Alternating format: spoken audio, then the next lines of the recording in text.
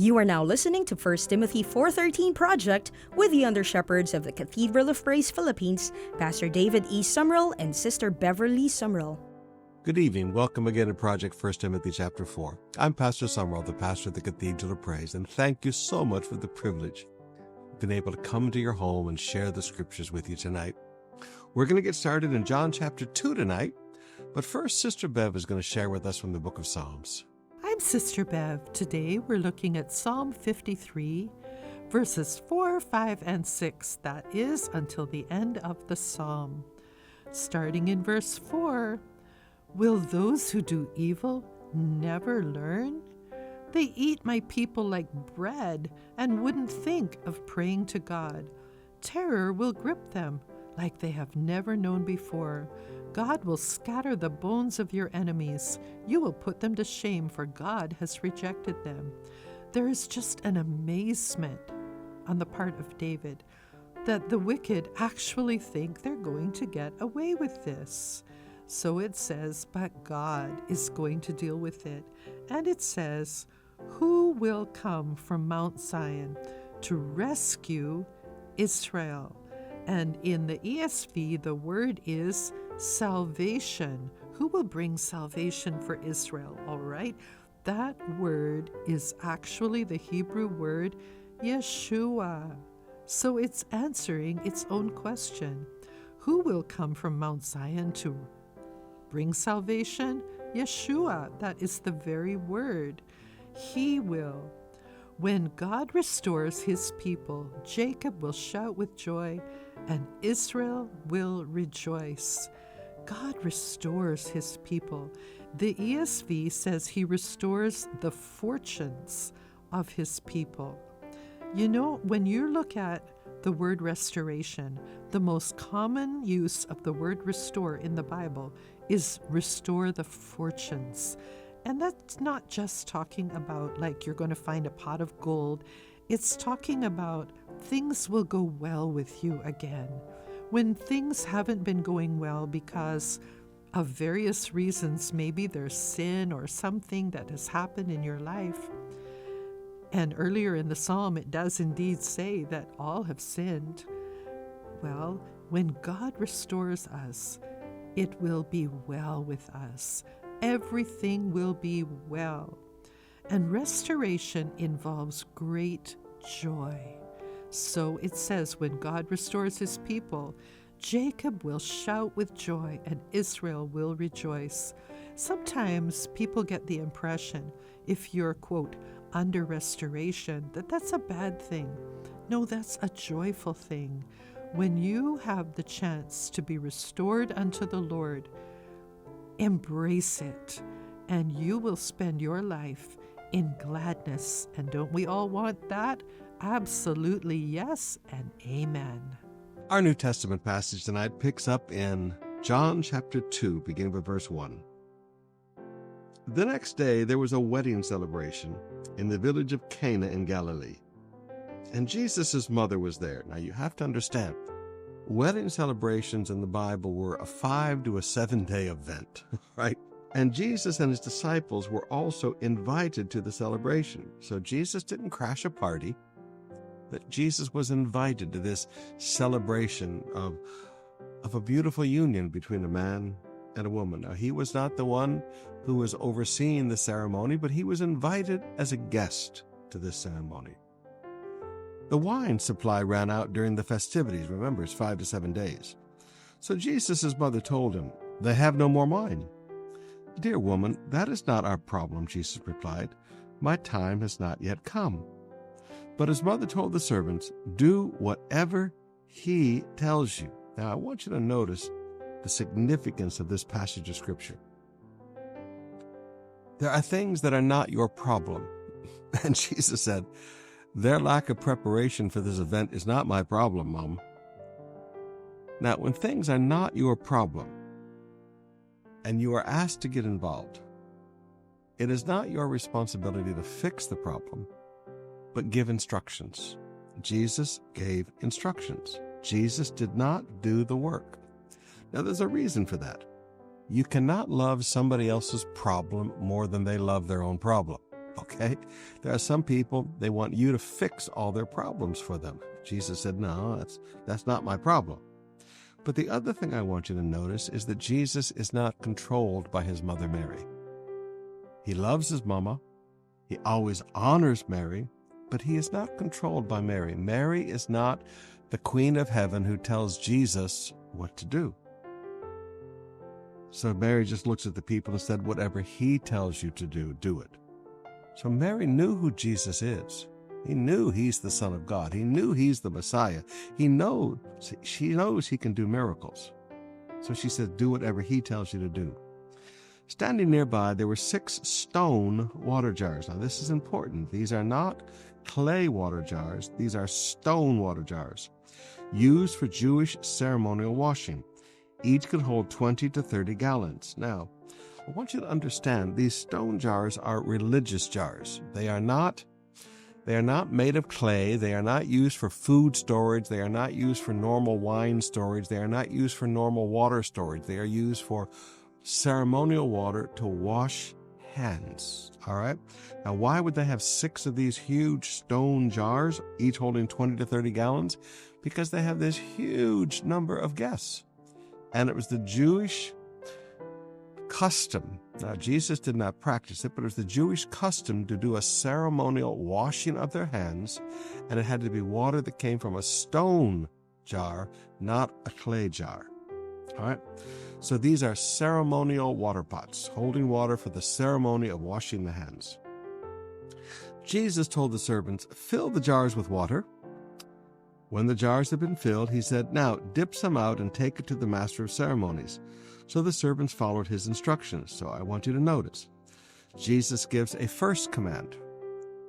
Jesus did not turn anything to wine yet. He gave one command. Obedience is required. When they followed the first step of obedience, then Jesus gave them a second command. And at that point, water turns into wine. Now, sometimes you need to understand miracles are a 2-command and a 2-obedience miracle. And there are many Christians forget this. They say, well, I did what God told me to do. Yes, but then did he tell you something else to do?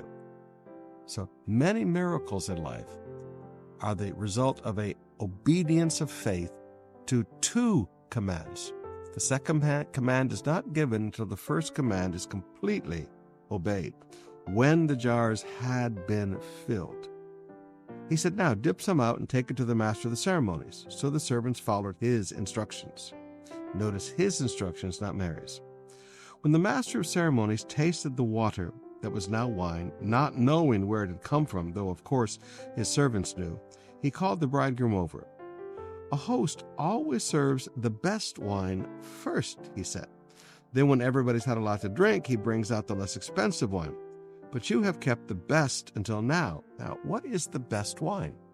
Now remember, they have no way to stop the fermentation process. This is why the Jews would boil the wine down into a puree, kind of like mango puree that you buy in Cebu.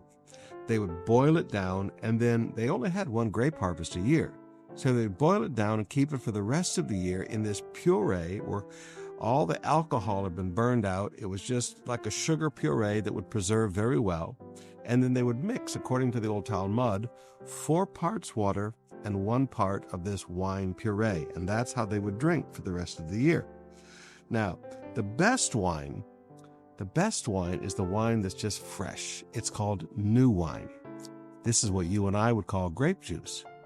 Now, it has not yet gone very far in the fermentation process, because if there's no way to stop the fermentation process, it immediately turns into vinegar. It turns sour. So the fact that this is called the best wine, this would be new wine. This would be pretty much non-alcoholic, maybe a 0.5% alcohol. Very difficult to get drunk on. All right, so Jesus is not creating a drunken party. This is new wine. This would be like freshly squeezed juice. All right, and had just begun the fermentation process because there was no way to stop it. All right, so Jesus is not creating a drunken festival. He said, now the less expensive wine, that's the wine that's either made from the puree that's been boiled down, or It's wine that's starting to turn bad, all right? You're getting a little bit of a sour vinegar flavor to it. This miraculous sign at Cana in Galilee was the first time Jesus revealed his glory, and his disciples believed in him. After the wedding, he went to Capernaum for a few days with his mother, his brothers, and his disciples. I want you to look at this. Jesus spent family time. Now, with the disciples, yes, but with his mother and with his brothers. So his mother saw this miracle. His brothers saw this miracle of water into wine, but they didn't put their faith in him yet, okay? But he had family time. So sometimes I teach young pastors, there are things God does not ask you to sacrifice, and one of those is your family. Jesus spent time with his family. It was nearly time, verse 13, for the Jewish Passover celebration, so Jesus went to Jerusalem. Why? Because under the Mosaic law, 3 times a year, every man was required to present himself in the temple at Jerusalem. One of them was Passover. In the temple area, he saw merchants selling cattle, sheep, and doves for sacrifice. He also saw dealers at the tables exchanging foreign money. Notice foreign money. So Jesus made a whip from some ropes and chased them all out of the temple. He drove off the sheep and cattle and scattered the money changers' coins all over the floor and turned over their tables. Then going over to the people who sold the doves, he told them, "Get these things out of here. Stop turning my Father's house into a marketplace." Now, you look at all that and you go, but Pastor, these people are doing things convenient. They're making it easy for the people. Notice the foreign coins. You could not pay the temple tax. You could not bring an offering in Roman money because they have pictures of Caesar on it, right? And that is, for a Jew, that is idolatry. To this day, they don't have pictures of people on their money. They just have trees and flowers and things like that. The sacrifices, this was all part of the corruption of the temple, where the high priest and his family had these people come in to do business and then jacked up the prices so that it made it more difficult for the people to worship. It was not a facilitation of worship. It was not making it convenient to worship. It was part of extortion.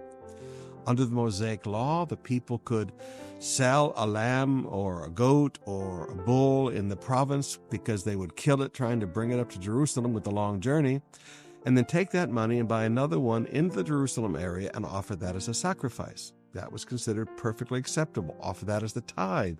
That was considered perfectly acceptable. But what was happening is that they would sell their bull or they'd sell their sheep in the province and they'd get to Manila and pay double or triple the price. And it was exploitation as part of the corruption of the temple. All right? So Jesus gets angry.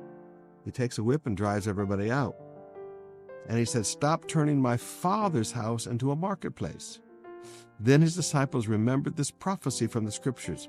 Passion for God's house will consume me. Yeah. Any true man of God has a passion for God's house. But that's a whole nother sermon. Verse 18.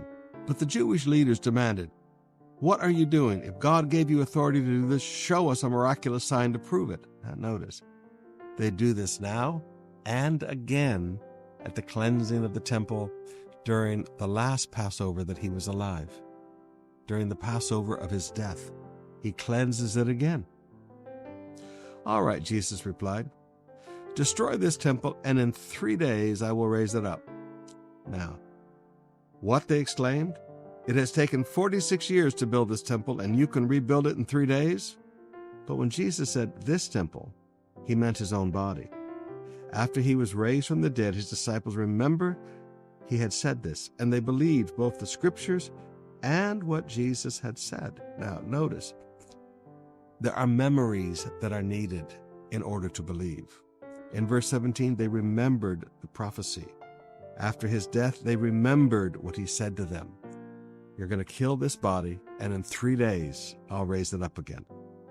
Memory is needed. Memory of the scriptures is necessary in order to have faith.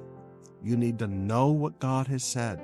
You need to know the promises of God, and you need to remember the promises of God. Verse 23. Because of the miraculous signs Jesus did in Jerusalem at the Passover celebration, many began to trust in him. All right, so this was a time of miracles. This was a time of miracles. But Jesus didn't trust them because he knew all about people. No one needed to tell him anything about human nature, for he knew what was in each person's heart. All right, so people trusted him, but he didn't trust people. He loved people, but he knew the hearts of people. Now, beloved, one of the things you and I are going to have to learn in life is not to be too trusting. Just because we love somebody and we're willing to sacrifice for them doesn't mean that we should trust their nature. Jesus knew the nature of man, and Jesus did not entrust himself to them. Something to think about. Well, have a good night's rest, beloved. Looking forward to seeing you in the services. God bless you. Thank you for joining us today on the 1 Timothy 4:13 project with the under-shepherds of the Cathedral of Praise Philippines, Pastor David E. Sumrall and Sister Beverley Sumrall. Catch their podcasts on all leading podcast platforms and listen through DZBR 531 or tune in online at www.bible.radio. The Cathedral of Praise is a church fully committed to Jesus Christ and His Word. Our main campus is located at 350 Taft Avenue, Metro Manila, Philippines. For a full list of COP campus locations and service schedules, visit us at cathedralofpraise.manila.com.ph. Tune in again tomorrow for another inspiring reading from the New Testament and Psalms.